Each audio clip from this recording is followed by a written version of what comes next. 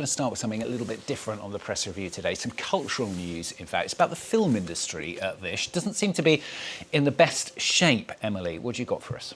Well, let's start in France with the front page of Le Parisien this morning. They have this mention here saying it was a difficult year for French films. They've dedicated one page to this story and has this article here. The headline reads, "Where have the millions gone?" Only 5 films this year have reached more than 1 million entries in cinemas compared to 11 films in 2024. Now, the article says that audiences could be brought back with a big hit, but so far none of the films have been convincing. But cinema seems to be struggling worldwide. Let's have a look at this article from the New York Times here. It talks about a brutal 3 months for dramas and comedies, 25 movies, many stars and 0 hits. The headline reads, the article says that despite the star power, many films are playing to empty cinemas. The industry has been struggling for a while, but what makes it particularly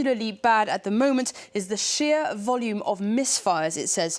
Meanwhile, The Guardian has this opinion piece on the topic. It's talking about another change in the film industry, the great unwokening of Hollywood, which doesn't seem to be convincing audiences either. This picture here is of Sydney Sweeney promoting her new film Christie, which has one of the worst openings in box office history, apparently. It's just one of a number of films that are promoting a conservative aesthetic. Now, this article says that the right has been maybe determined to disrupt Hollywood, but that so far their strategies have not been very convincing. But all hope is not lost for the film industry here, because it might have found an unlikely saviour in the Pope. Pope Leo XIV has made a plea to save cinemas. He invited a number of Hollywood stars to the Vatican over the weekend to promote the art form. The pontiff celebrated cinema as, quotes, a deeply human and spiritual pursuit that allows us to reflect on our own humanity. Yeah, indeed, the Pope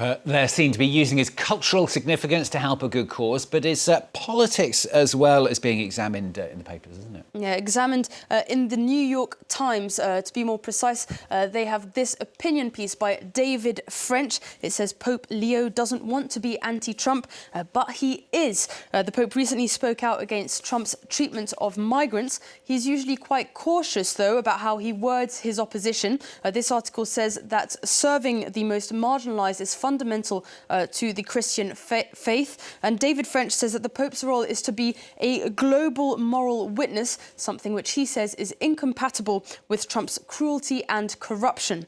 The Guardian, meanwhile, here is talking about how the Democratic Party is trying to reclaim faith in politics. It talks about the rise of a white clergy, a number of white clergy candidates which are trying to counter Christian nationalism. For instance, Justin Douglas, there the picture, who is one of 30 Christian white clergy Democratic candidates who might be standing for office in next year's midterms. Now to the world of sport. Sky Sports' new TikTok channel, which was aimed at women. It's flopped, apparently, even harder than Hollywood. Tell us more. Yes, this is news on LBC here. They have this article. Their Sky Sports' new account on TikTok called Halo has been closed after only 3 days. It caused widespread anger because of its patronising posts targeting female sports fans. Now, let me show you some of the content that it was producing. This, for instance, here is a video of Haaland's goal, and this caption in the pink is what it became famous for. It reads, "How the matcha and hot girl walk combo hits." Now, I have no idea what that's supposed to mean. And obviously, this got a lot of attention online, and the comments under these types of posts are quite funny. "Sorry, I think I'm too female to understand what this means. I don't understand. Can you explain it in Dubai Labubu chocolate terms for the girls?